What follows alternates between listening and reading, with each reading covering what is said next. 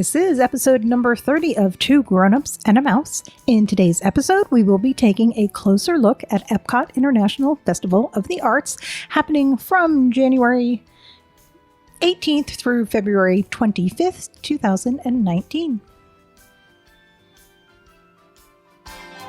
Everything Disney, in and out of the house. Two grown-ups and a mouse. Hi there, I'm AJ. I'm Andrew. And you are listening to Two Grown-Ups and a Mouse. What if they're watching? I was going to say, or you might be watching Two Grown-Ups and a Mouse, but if you're watching, you're probably listening. Aha! Aha! Name that movie. I think it was Coming to America. Eddie Murphy. Aha! Aha! Whatever. Alrighty. So anyway, thank you for joining us. If you haven't done so already, please subscribe. You can find us on your favorite podcast system, which you probably did already. Yep. Google Play, Spotify, Apple iTunes, you name it, we're probably there. That's right. Or now you can listen to us as you watch us on YouTube. That's right. We are on social media everywhere, Two Grown-Ups and a Mouse, or our website, twogrownupsandamouse.com. That's it. Today, we are taking a closer look at Epcot International Festival of the Arts. And we talked about this a little bit before. Yep. Because we enjoy the festivals. Yeah. But we went a few days ago, so we have a little more up-to-date information since we saw it firsthand. Right. So we are going to focus the entire episode on the festival. And if you hear any noise in the background, that's me doing laundry because, I have to do laundry. It's laundry day. Yeah. So every day is laundry day in this house. I digress. So the Festival of the Arts, out of all the festivals at Epcot, I think it's safe to say it's probably both of our favorite. Yeah, I would say so. Because we like to buy art. Yeah. I don't think you can see it too much the way the camera is today, but we have a lot of art right here and throughout the house. Yeah, well, yeah, it's everywhere. But yeah, no, it's nice because there's lots to look at. And it's adult. It's still relatively newish. And then, yeah, it's more adult geared than anything else. So. Yeah. We always enjoyed doing the art festivals. Before there was the Festival of the Arts, they used to have the Festival of the Masters at Disney Springs. Right. But then they did a lot of construction. Right. Well, because it wasn't even at Disney Springs. It was at Downtown Disney. It was before it transitioned to be called Disney Springs. For a few years, they did the Festival of the Masters. And then it stopped. Right. But I believe it might have even been the November before no, I don't think we have any out here. We do have artwork that says Festival of the Masters on it, but I don't think it's out. I believe it was the November before. It was like they were going to do the festival, but then they kind of canceled, but they still had artists that had travel arrangements to go in. So they hosted each of them at Disney Springs in the art store over by Rainforest Cafe. Right. And that's where we met Dave Evanzino, who does the 3D paper art. Right. And I bought for you for the holidays a sign that's behind me. But again, I don't know if everyone's going to be able to see it, but it's there. Dave Evanzino is a great artist. Like I said, it's basically the 3D paper art is the best way to describe it. Right. So if you see some kind of 3D art when you're at Walt Disney or Disneyland, or you'll look at it and you'll be like, oh, that's who they were talking about. Right. Because you probably, if you've looked at the art in the art stores, you've probably seen his work before. Oh, sure. So they did that one year as they were transitioning, and then they introduced the Festival of the Arts, which I remember talking to cast members in the first year they did it. They were like, yeah, we just threw it together in 6 weeks. Yeah. Which, for most things, you say, oh, 6 weeks is a long time. But when you're talking about Walt Disney World and the parks and all of the steps that they have to do to prepare a festival, of course, it's a lot. So the first one was kind of thrown together, but even so, it wasn't noticeable. Well, no. I mean, it was still the normal professional, what you would normally expect from Disney. But it was also, they only did it on the weekends. They didn't do it during the week. It was only Disney art. Well, I shouldn't say that. There was a couple, almost literally a couple of non-Disney artists. They didn't have hardly any food kiosks or drink kiosks or anything. So it was, compared to what we just saw, it was obviously much smaller, but it was well put together and did everything, Right. And anyone that goes to Epcot, you probably know about the other festivals that they have. Starting in the spring, they have the Flower and Garden. Right. Then over the summer, they don't really need extra people, so they don't really promote anything over the summer. But then into the fall, they have Food and Wine. That transitions into Festival of the Holidays. And then next thing you know, now they have the Festival of the Arts to kind of bridge between Food and Wine and the Festival of the Holidays into Flower and Garden. Right. So, and I think secretly, I think this is just their way of being lazy, so they don't have to tear all the kiosks down and then put them all back up. You can just leave them up all the time, because there's only like a week or two in between Festival of the Arts and then Flower and Garden. Right. But as I said, we were there a few days ago. Right. And we were there on a Saturday. And it was relatively busy, not packed, not unreasonable to walk around. But compared to previous January and February that we visited Epcot, which is traditionally a down season for them, I think this really does draw in a couple other people, especially now that they've added more food opportunities, places to buy the food the same way you would at one of their other festivals. Well, I mean, it's not summer busy, but for January, it was packed for January, but not. There's a few places where, like some of the kiosks, like outside of France, where there was probably a 15-minute wait to get food. So. Right. There are some that are a little more popular than others. There are various art galleries inside of the festival, including the Mexico Folk Art Gallery, Stave Church Gallery, House of the Whispering Willows, American Heritage Gallery, Bujutsu Khan Gallery, and I apologize if I pronounced that wrong, Gallery of Arts and History, and of course, Art of Disney. Right. And there are plenty of opportunities to purchase artwork, as you and I know all too well. Unfortunately. One of our favorite artists, Jim Warren. Mm-hmm. We purchased a piece by him years ago on the boardwalk at Disney. Well, at Wyland Galleries. At Wyland Galleries, located on the boardwalk. Yep. And when we purchased it, they were like, oh, he's going to be here next week. You can come pick it up when he's here. Right. So we drove back up for the day so that we could meet him. And then we went to the art festival a few days ago, and he was there again. Yep. And he had an art piece that matches with the first piece we bought from him. Yeah, it's very complimentary. So... And then he was literally walked up as we were walking, looking at the piece, and so we bought that, and then he did his little extras on the piece, and So now we're eating ramen noodles for the next 2 months. Exactly, that's pretty much true. And then, but as you go around basically the world, but there's some in Future World, or what's that? Is it called Future World? I believe the entire half is, but regardless, there's some artwork that's out there, but not a whole lot. It's mostly all in the countries, and then so every country, and then in between the countries there'll be kiosks. And this year there was a lot more non-Disney art, I guess, than in the past. Right. So, and in addition to having opportunities to purchase artwork, there are lots of limited edition merchandise. Right. And not just limited edition, they're limited because they're made just for the festival. Right. So that in and of itself makes it limited. They have shirts, hats, ornaments, aprons, glasses, mugs, tumblers, bags, pins.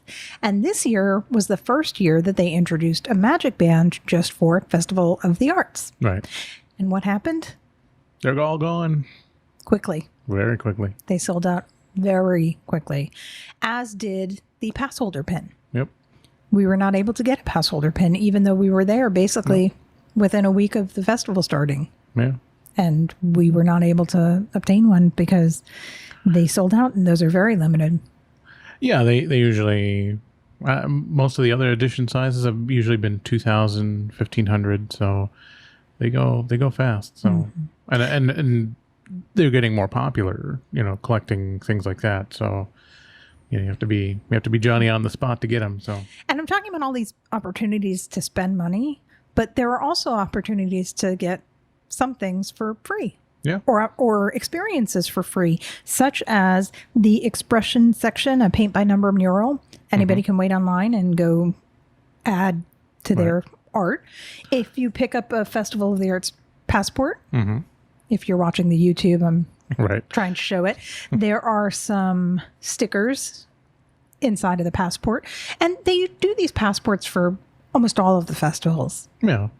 I mean, the general idea passport. is as you go around to each, well, it's not even country, but if you go to each station, if you buy something or you eat something or maybe just stopped and look, you can put a sticker on the page, and then there you go. That's your little, that's what that's the whole passport thing. Stamp your passport. And what I like to get for free are stickers, right? Especially because they're Figment.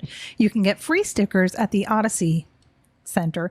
I call it the Odyssey Center, but it's somewhere. Oh, the Odyssey Festival Showplace. Correct. Because instead of going to the Festival Center, which they do for other festivals, which is a bigger venue, the Odyssey Center is a nice size, but not as large. So it's like a good happy medium. Plus, it's located right by the baby station in Epcot, which is in between Mexico and Future World. So it's a really easy place to get to, and you don't have to walk all the way into the countries to get there.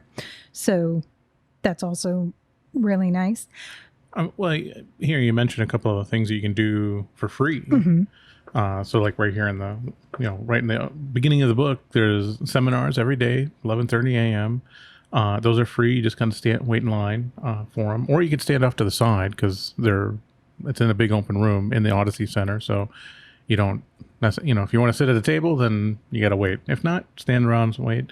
Animation Academy, there'll be more seminars. Well, wait, Animation Academy, a lot of people might remember that from Hollywood Studios. Right. Before they opened Launch Bay. They had the Animation Academy there, and a lot of people really missed that. So they're basically bringing it back for a limited time. So that's something that you can do because it's art. So it's related to the festival. Then there's some paid workshops. I think you listed one here. Paint with a Disney artist. Right. That's $259. Right. It's also at the Odyssey Center. If you want to book any of the paid tour, well, not any of the paid tours, but some of the paid tours, you can call 407 WDW Tour. Right. Just like if you want to make a dining reservation, 407 WDW Dine. So this is WDW Tour. And you could book the Paint with the Disney artist. And then there's another one here that's available basically on the weekends, Friday through Monday. Create your own artistic memento and pick up new tips and techniques as an expert guides an interactive workshop. That one's $39 a person. Right. They have all different price ranges. Oh, yeah. Ranges, excuse me. They also have the Figment's Brush with the Masters, which is similar to Remy's Hide and Squeak. Right. That's at Food and Wine is Remy's Hide and Squeak, where you go and you search for the Remy's, and then you put the little stickers on the map to show that you found all the Remy's, and then you pick up whatever it is at the end. I think they've done magnets before, pins before. Yeah. And honestly, if you don't get a chance to find all of them, you can still get your map stamped and pick up the prize at the end. You don't have to complete it. So Figment's Brush with the Masters is very similar. You're looking for Figment inside of a frame. That's $6.99 plus tax. And at the end, you get a festival-themed activity book, which includes coloring pages and stickers. Yeah. So that's, it goes to show you can get Figment's Brush with the Masters for $6.99, or you can do Paint with a Disney Artist for $2.59. All different price ranges. So you don't have to feel like, oh my God, I have to have, this is going to be so expensive. There are lots of things you can do on the less expensive side. There are lots of things you can do on the more expensive side. Sure. Whatever your budget is, whatever you want to spend, you can make it work. Yep. As I mentioned, the Odyssey Center instead of the Festival Center, there is merchandise there, there is food there, and the classes that you were just talking, some of the classes you were talking about Right. are all being held in there. And every week there are different featured artists at the Right. festival. We got to meet Jared Murray Yuma. I'm probably pronouncing it wrong. Jared, if you're listening or watching, I'm sorry. But great guy. A lot of you probably know him from the Hipster series or Kingdom of Cute. You can look up his name, Jared Mariyuma. He is on Instagram. Yep. He does post a lot on Instagram, and they also have a podcast, Yeah. which mostly or not mostly Disney, somewhat Disney. Right. But he was one of the featured artists. He's part of the Wonderground Gallery. And that's where you were talking about when you're walking from Future World into World Showcase, Right. there's that big path, basically down the center of Epcot. Right. And it's like, do you call that Future World? Because it's really just the walkway. And that's where the Wonderground Gallery is. Right. And that's where the majority of the art stuff that was in Future World was down that pathway or Right. in Mouse Gears, the Right. store. So there are featured artists every week. He's one that we met, and we'll probably meet more when we go again, Right. because we're going to go again before the festival ends, because it is our favorite. Sure. So this year they added, Disney on Broadway. that sounds exciting. A lot of people know about the other shows, like they have the Eat to the Beat concert series. Right. And in the American Pavilion, they have the stage. Yep. And something that we haven't really, we might not have mentioned before, there's a boat that can take you from Future World, from the Port of Entry, the two stores at Port of Entry, Right.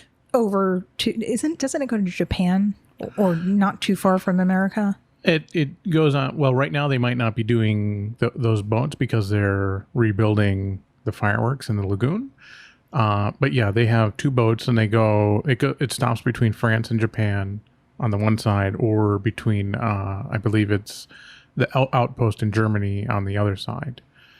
So it kind of makes a V into the lake, but it's still, I mean, it cuts an enormous amount of walking off. Right. If my point was, if you are there, you might want to look at the boat as opposed to walking around World course. Showcase.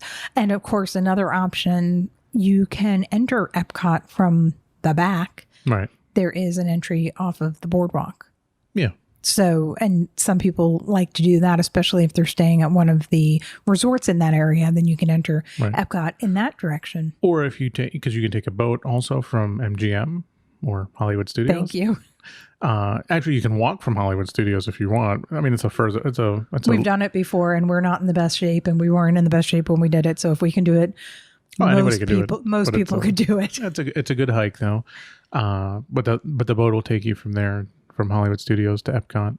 So Right. it's the international gateway. So Thank you. Yeah, because I was, we started to talk about Disney on Broadway, so I apologize for interrupting, but I was like, oh yeah, we should probably tell people that might not know that you aren't limited to having to walk around the countries, because it can be a long walk. oh yeah, So either way, they did add Disney on Broadway. It is like Eat to the Beat or the other concert series. And what they have, similar to other concert series, is Dinner and a Show. So, people that want to have reserved seating for Candlelight Processional, Eat to the Beat, or anything else, they have different restaurants where you can make the reservation and tell them that you want to do Right. the Dinner and a Show for Disney on Broadway. The restaurants that are included for this one are Akershus. I am not pronouncing that right, but the Royal Banquet Hall, that's in Norway, right? yes, Beer Garden Restaurant, Coral Reef, Garden Grill, or Rose and Crown. right. And you can go ahead and book that, and then you will be guaranteed seating to the Disney on Broadway. And you're going to get preferred seating. Preferred seating, and I don't think you have to show up as early. You don't, because there's obviously a lot less people. So you get a better seat, and you don't have to wait in line nearly as long. Because, the concert series get very popular. So there's times when you're looking at it and you're seeing people wait in line. You're like, oh, that line isn't that bad. But they're waiting for the next concert. Well, The one that's coming up hasn't started yet, but people are waiting in line for the one after. it's funny because you said something about the classes and seminars that they have inside the Odyssey Center, and how you said you can kind of stand out to the side and you can still not necessarily participate, but you can kind of enjoy them. Yeah. It's the same thing with the concert series. You don't have to be sitting in that amphitheater area to enjoy it, because the sound carries further than that. Oh, if you just want to listen, you can sit. You can be anywhere in the American Pavilion and hear it really well. And then obviously, and then the other thing we found out during Food and Wine was there's standing room only sections along the sides, because we were walking up and we saw people in line and we're like, oh, well, we're not gonna, we'll have to stand way back. We won't really see. We can listen. It'll be fine. But then we walked up there. A cast member was like, oh, no, standing room's over here.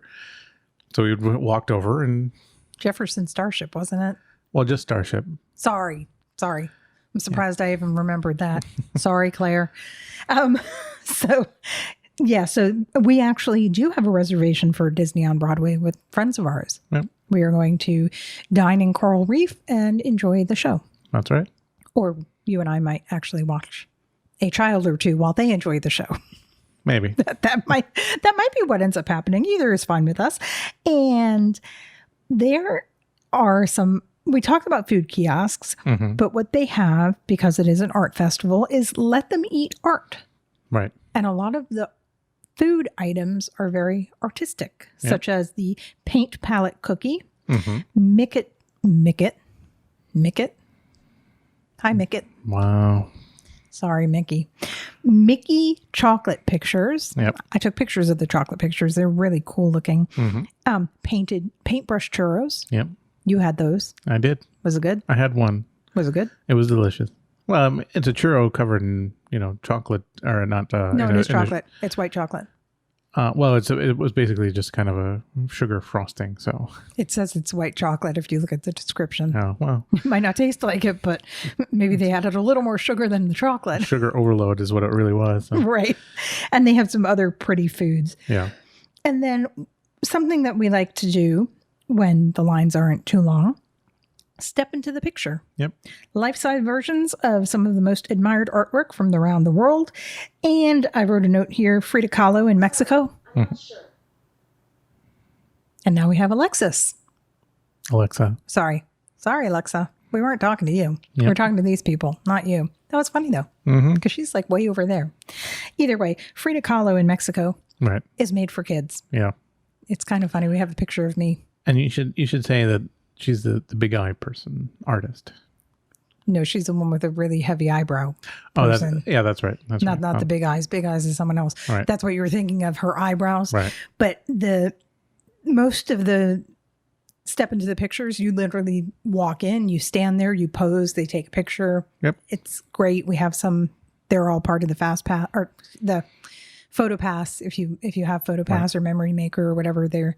Or you just hand the PhotoPass person your camera or your phone, and they'll take a picture with your own stuff. So most of those you just walk right into them. Yep. You don't have to bend down, do anything. But Frida Kahlo is really intended for children. But there was a PhotoPass photographer, and I was like, "Can I do it?" She's like, "Of course." So I just had to bend down in order to get my eyebrows lined up.